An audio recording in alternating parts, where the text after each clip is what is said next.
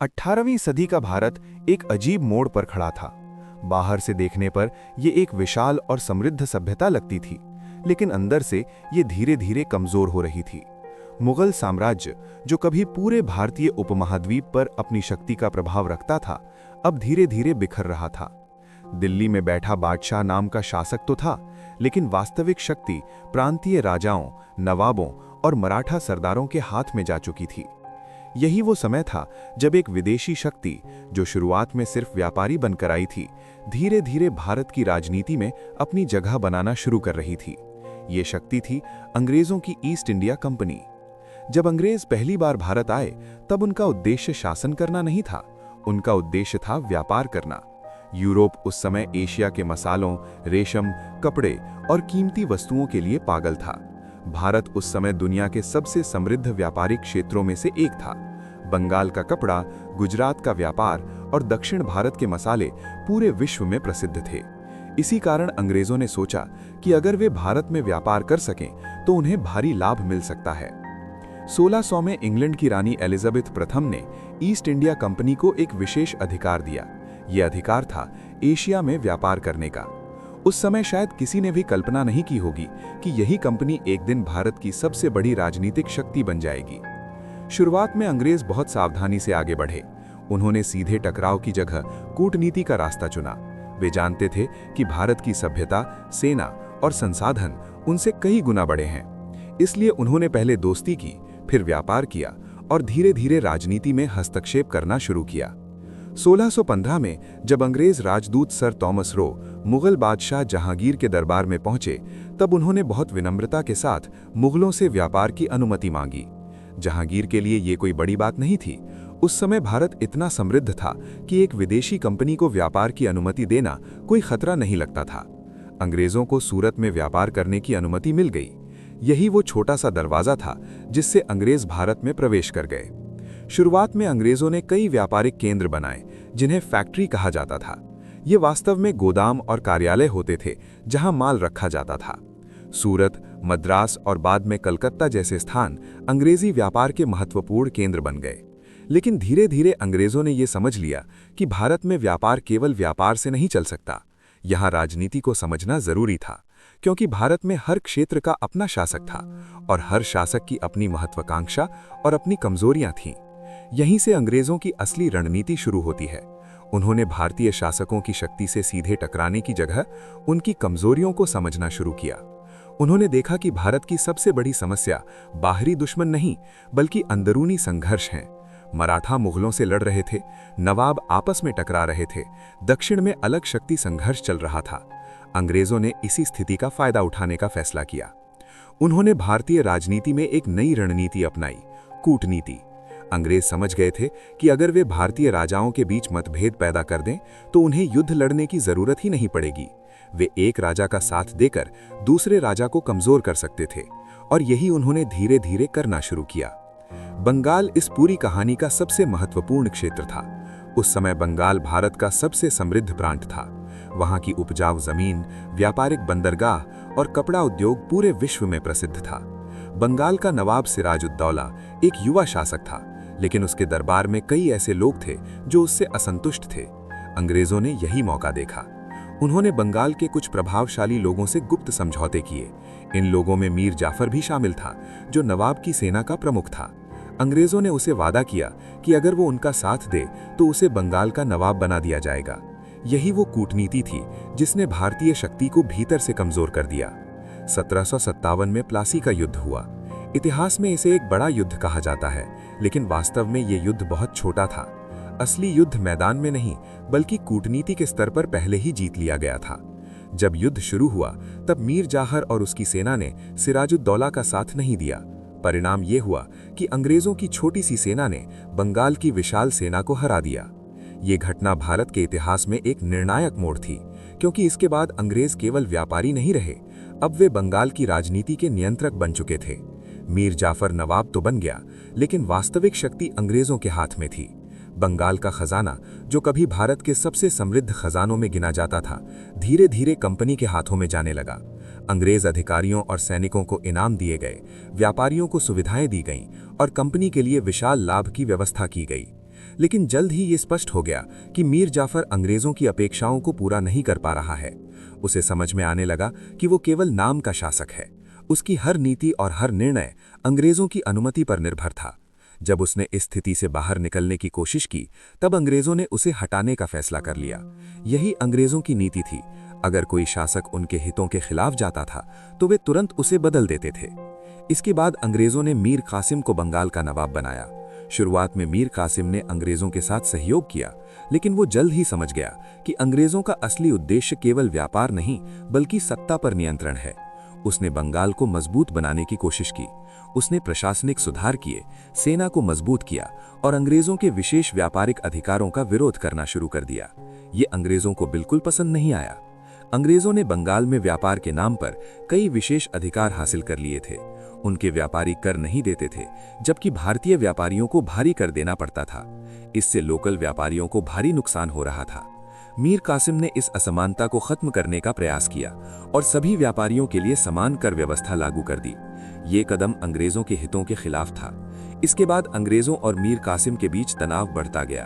अंततः संघर्ष खुला युद्ध बन गया। मीर कासिम ने बंगाल छोड़कर अवध के नवाब और मुगल बादशाह शाह आलम द्वितीय से गठबंधन किया।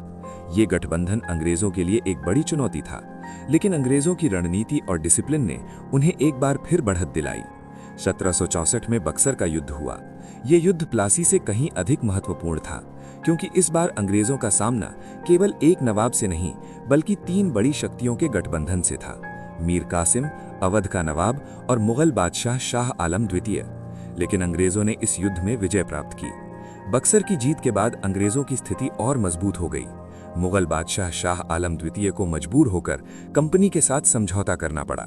1765 में इलाहाबाद की संधि हुई, जिसके तहत बंगाल, बिहार और उड़ीसा की दीवानी यानी कर वसूली का अधिकार कंपनी को मिल गया। ये एक ऐसा क्षण था जिसने भारत के इतिहास को बदल दिया। अब कंपनी केवल व्यापारिक संस्था नहीं रही, वो भारत के सबसे समृद्ध प्रांतों की राजस्व व्यवस्था को नियंत्रित कर रही थी। इसका मतलब था कि बंगाल की विशाल संपत्ति सीधे कंपनी के हाथों में जा रही थी। यही संपत्ति आगे चलकर अंग्रेजों की सैन्य और राजनीतिक शक्ति का आधार बनी। बंगाल की अर्थव्यवस्था पर इसका गहरा प्रभाव पड़ा। कंपनी का मुख्य उद्देश्य लाभ कमाना था, इसलिए उसने कर वसूली को बहुत कठोर बना दिया। किसानों और व्यापारियों पर भारी बोझ पड़ने लगा। 1770 के भयानक बंगाल अकाल ने इस स्थिति को और भी गंभीर बना दिया। लाखों लोग भूख से मर गए, लेकिन कंपनी की नीतियां नहीं बदलीं। इसी बीच अंग्रेजों ने अपनी सेना को भी मजबूत करना शुरू कर दिया। उन्होंने भारतीय सैनिकों को भर्ती किया, जिन्हें सिपाही कहा जाता था। ये सिपाही भारतीय थे, लेकिन उनका प्रशिक्षण और नेतृत्व अंग्रेज अधिकारियों के हाथ में था। धीरे धीरे ये सेना बहुत बड़ी और शक्तिशाली बन गई। अंग्रेजों की एक और महत्वपूर्ण रणनीति थी भारतीय राज्यों के बीच संतुलन बनाकर रखना। वे किसी एक शक्ति को बहुत ज्यादा मजबूत नहीं होने देते थे। अगर कोई राज्य बहुत शक्तिशाली बनने लगता तो वे उसके विरोधियों का समर्थन करते थे। इस तरह वे हमेशा भारतीय राजनीति में निर्णायक भूमिका निभाते रहे। मराठा साम्राज्य उस समय भारत की सबसे बड़ी शक्तियों में से एक था। अंग्रेज जानते थे कि अगर मराठे एकजुट रहे तो उन्हें चुनौती मिल सकती है। इसलिए उन्होंने मराठों के आंतरिक मतभेदों का फायदा उठाने का फैसला किया। कई बार उन्होंने एक मराठा सरदार का समर्थन किया और दूसरे के खिलाफ खड़े हो गए। दक्षिण भारत में भी अंग्रेजों की टक्कर कई शक्तियों से हुई। मैसूर के शासक हैदर अली और बाद में उनके पुत्र टीपू सुल्तान ने अंग्रेजों के खिलाफ कड़ा संघर्ष किया। टीपू सुल्तान में तो फ्रांस के साथ भी गठबंधन किया ताकि अंग्रेजों को चुनौती दी जा सके, लेकिन अंततः अंग्रेजों की रणनीति और संसाधनों ने उन्हें बढ़त दिलाई। इस पूरे दौर में अंग्रेजों की सबसे बड़ी ताकत केवल उनकी सेना नहीं थी, बल्कि उनकी कूटनीति थी। वे हर स्थिति को अपने पक्ष में मोड़ने की कोशिश करते थे। वे संधि करते थे, गठबंधन बनाते थे और जरूरत पड़ने पर युद्ध भी करते थे। भारतीय शासकों के पास भी शक्ति थी, सेना थी और संसाधन थे, लेकिन वे अक्सर एकजुट नहीं हो पाते थे। यही अंग्रेजों की सबसे बड़ी जीत थी। उन्होंने भारतीय शक्ति को सीधे हराने की बजाय उसे अंदर से कमजोर कर दिया। 18वीं सदी के अंत तक अंग्रेज भारतीय राजनीति में एक निर्णायक शक्ति बन चुके थे, लेकिन उनका लक्ष्य अभी पूरा नहीं हुआ था। उनका असली उद्देश्य था पूरे भारत पर नियंत्रण स्थापित करना। आने वाले वर्षों में अंग्रेजों की कूटनीति और भी अधिक चालाक और जटिल होने वाली थी। वे नई नीतियां लाएंगे, नई संधियां करेंगे और भारतीय राज्यों को धीरे धीरे अपने नियंत्रण में लेते जाएंगे। यही वो समय था जब भारत में अंग्रेजी सत्ता का विस्तार तेजी से शुरू होने वाला था और इस विस्तार की कहानी आगे और भी दिलचस्प और निर्णायक बनने वाली थी। बक्सर की लड़ाई और बंगाल की दीवानी मिलने के बाद अंग्रेजों की स्थिति भारत में पूरी तरह बदल चुकी थी। अब वे केवल व्यापारी नहीं रहे थे, बल्कि उनके हाथ में धन, सेना और प्रशासनिक शक्ति तीनों आ चुके थे। ये वही तीन चीजें थीं जिनके सहारे कोई भी सत्ता मजबूत होती है। बंगाल, बिहार और उड़ीसा से मिलने वाला राजस्व इतना विशाल था कि उससे अंग्रेज अपनी सेना को लगातार मजबूत कर सकते थे और भारत के दूसरे हिस्सों में अपनी शक्ति बढ़ा सकते थे। यही वो समय था जब अंग्रेजों ने एक और बड़ी रणनीति पर काम करना शुरू किया, भारत के अलग अलग राज्यों को धीरे धीरे अपने प्रभाव में लेना। अंग्रेजों ने जल्दी ही ये समझ लिया था कि पूरे भारत को एक साथ जीतना संभव नहीं है। भारत बहुत विशाल था और हर क्षेत्र की अपनी अलग शक्ति और परंपरा थी। इसलिए उन्होंने एक नई नीति अपनाई, धीरे धीरे विस्तार। पहले किसी राज्य से मित्रता की जाती, फिर व्यापार के अधिकार लिए जाते, फिर सैन्य सहायता के नाम पर हस्तक्षेप किया जाता और अंत में वही राज्य अंग्रेजों पर निर्भर हो जाता। इसी दौर में अंग्रेजों के सामने सबसे बड़ी चुनौती मराठा शक्ति थी। 18वीं सदी के मध्य तक मराठा साम्राज्य उत्तर से दक्षिण तक एक विशाल प्रभाव रखता था। मुगल सत्ता के कमजोर होने के बाद भारत की राजनीति में मराठों का प्रभाव तेजी से बढ़ा था। अंग्रेज जानते थे कि अगर मराठा शक्ति पूरी तरह संगठित रही तो भारत पर उनका प्रभुत्व स्थापित करना आसान नहीं होगा। लेकिन मराठा साम्राज्य के भीतर भी कई गुट थे। पेशवा, सिंधिया, होलकर, भोसले और गायकवाड़ जैसे अलग अलग सरदारों के बीच मतभेद अक्सर सामने आते रहते थे। अंग्रेजों ने इन्हीं मतभेदों को समझा और धीरे धीरे उनका फायदा उठाया। इस बीच दक्षिण भारत में मैसूर एक बड़ी शक्ति बनकर उभर रहा था। हैदर अली और उनके पुत्र टीपू सुल्तान अंग्रेजों के सबसे बड़े विरोधियों में से थे। टीपू सुल्तान ने अंग्रेजों को केवल एक व्यापारिक शक्ति नहीं माना, बल्कि उन्हें भारत के लिए खतरा समझा। उन्होंने अपनी सेना को आधुनिक बनाने की कोशिश की, फ्रांस के साथ संबंध बनाए और अंग्रेजों के खिलाफ कई युद्ध लड़े। मैसूर के युद्धों ने अंग्रेजों को ये एहसास दिलाया कि भारत में अभी भी ऐसी शक्तियां मौजूद हैं जो उनके विस्तार को रोक सकती हैं। लेकिन अंग्रेजों ने यहां भी अपनी कूटनीति का इस्तेमाल किया। उन्होंने मराठों और हैदराबाद के निजाम को अपने पक्ष में कर लिया। इस तरह टीपू सुल्तान को अकेले अंग्रेजों से नहीं, बल्कि एक बड़े गठबंधन से लड़ना पड़ा। 1799 में श्रीरंगपट्टनम की लड़ाई में टीपू सुल्तान की मृत्यु हो गई। ये घटना अंग्रेजों के लिए एक बड़ी जीत थी। इसके बाद दक्षिण भारत में अंग्रेजों का प्रभाव तेजी से बढ़ने लगा। लेकिन अंग्रेज केवल युद्ध से ही अपने साम्राज्य का विस्तार नहीं कर रहे थे। उन्होंने एक और नीति अपनाई जिसे सहायक संधि या सब्सिडियरी अलायंस कहा जाता है। इस नीति को सबसे प्रभावी रूप से लागू किया लॉर्ड वेलेस्ली ने। इस नीति के तहत किसी भी भारतीय राज्य को अंग्रेजों के साथ एक संधि करनी होती थी। उस संधि के अनुसार राज्य को अपनी राजधानी में अंग्रेजी सेना को रहने देना पड़ता था और उस सेना का खर्च भी उसी राज्य को उठाना पड़ता था। बदले में अंग्रेज उस राज्य की सुरक्षा की जिम्मेदारी लेते थे। पहली नज़र में यह व्यवस्था एक सहयोग जैसी लगती थी, लेकिन वास्तव में इससे राज्य की स्वतंत्रता खत्म हो जाती थी। क्योंकि अगर किसी राज्य की सेना कमजोर हो जाए और अंग्रेजी सेना उस पर निर्भर हो जाए तो धीरे धीरे उसकी राजनैतिक शक्ति भी अंग्रेजों के हाथ में चली जाती थी। हैदराबाद के निजाम इस नीति को स्वीकार करने वाले पहले बड़े शासकों में से थे। इसके बाद कई अन्य राज्यों ने भी मजबूरी में ये संधि स्वीकार कर ली। अंग्रेजों की ये नीति इतनी प्रभावी थी कि बिना बड़े युद्ध के भी कई राज्य उनके प्रभाव में आ गए। इसी समय अंग्रेजों ने अपनी सेना को भी लगातार मजबूत किया। भारतीय सिपाहियों की संख्या बढ़ाई गई, उन्हें यूरोपीय शैली में प्रशिक्षण दिया गया और आधुनिक हथियार दिए गए। कंपनी की सेना अब केवल एक व्यापारिक संस्था की सुरक्षा के लिए नहीं, बल्कि एक साम्राज्य के विस्तार के लिए काम कर रही थी। मराठों के साथ अंग्रेजों का संघर्ष कई चरणों में हुआ। मराठा साम्राज्य के भीतर मौजूद मतभेदों का फायदा उठाकर अंग्रेजों ने धीरे धीरे उन्हें कमजोर किया। मराठा युद्धों में कई बार ऐसा हुआ कि एक मराठा सरदार अंग्रेजों के साथ मिलकर दूसरे मराठा सरदार के खिलाफ खड़ा हो गया। इस तरह अंग्रेजों ने बिना पूरे मराठा साम्राज्य से एक साथ टकराए उसे धीरे धीरे कमजोर कर दिया। 1818 तक आते आते मराठा शक्ति लगभग समाप्त हो चुकी थी। पेशवा बाजीराव द्वितीय को हार का सामना करना पड़ा और मराठा साम्राज्य का अंत हो गया। ये अंग्रेजों की सबसे बड़ी राजनीतिक जीतों में से एक थी, क्योंकि मराठे ही वो शक्ति थे जो उत्तर और दक्षिण भारत के बीच एक बड़ा राजनीतिक संतुलन बनाए रखते थे। उनके कमजोर पड़ते ही अंग्रेजों के सामने भारत में कोई बड़ी संगठित शक्ति नहीं बची। अब अंग्रेजों की स्थिति भारत में लगभग निर्णायक हो चुकी थी। बंगाल पहले ही उनके नियंत्रण में था, दक्षिण भारत में उनकी शक्ति स्थापित हो चुकी थी और मराठों की हार के बाद मध्य और पश्चिम भारत भी उनके प्रभाव में आ गया था। लेकिन इसके बावजूद अंग्रेजों को ये एहसास था कि भारत की विशालता और विविधता को नियंत्रित करना आसान नहीं होगा। इसलिए उन्होंने प्रशासनिक ढांचे को भी बदलना शुरू किया। नई न्याय व्यवस्था, नए कर नियम और नए प्रशासनिक ढांचे बनाए गए। ये सब कुछ अंग्रेजी सत्ता को स्थायी बनाने के लिए किया जा रहा था। लेकिन इस प्रक्रिया में भारतीय समाज और अर्थव्यवस्था पर गहरा प्रभाव पड़ा। कई पारंपरिक व्यवस्थाएं टूटने लगीं और नए नियम लागू होने लगे। इस पूरे दौर में अंग्रेजों की कूटनीति और भारतीय शक्ति के बीच का अंतर धीरे धीरे स्पष्ट होता गया। भारतीय शासकों के पास साहस, सेना और संसाधन थे, लेकिन वे अक्सर एकजुट नहीं हो पाते थे।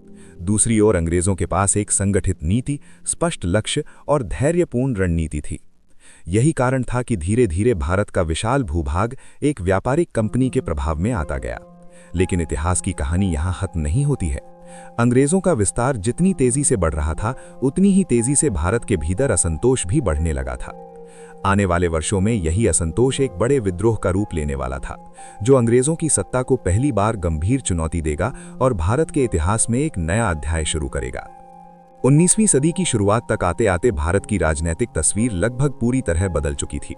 जो ईस्ट इंडिया कंपनी कभी केवल व्यापार करने आई थी, वो अब भारत के विशाल हिस्से पर शासन कर रही थी। बंगाल, मद्रास और बॉम्बे जैसे बड़े प्रांत सीधे कंपनी के प्रशासन के अधीन थे।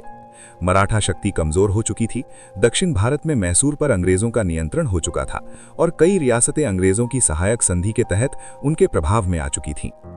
ऊपर से देखने पर भारत अभी भी कई राज्यों में बटा हुआ दिखाई देता था, लेकिन असली शक्ति अब अंग्रेजों के हाथ में केंद्रित होती जा रही थी। अंग्रेजों की सबसे बड़ी ताकत योजना और धैर्य था। उन्होंने भारत पर एक ही बार में कब्जा करने की कोशिश नहीं की, बल्कि कई दशकों तक धीरे धीरे अपनी पकड़ मजबूत की। पहले व्यापार, फिर राजनीति, फिर सैन्य शक्ति और अंत में प्रशासन। ये पूरा विस्तार एक लंबे और सुनियोजित क्रम में हुआ। भारतीय शासक अक्सर वीरता के मैदान में दिखाते थे, लेकिन अंग्रेजों ने युद्ध से पहले ही राजनीति के स्तर पर खेल जीतने की कला सीख ली थी।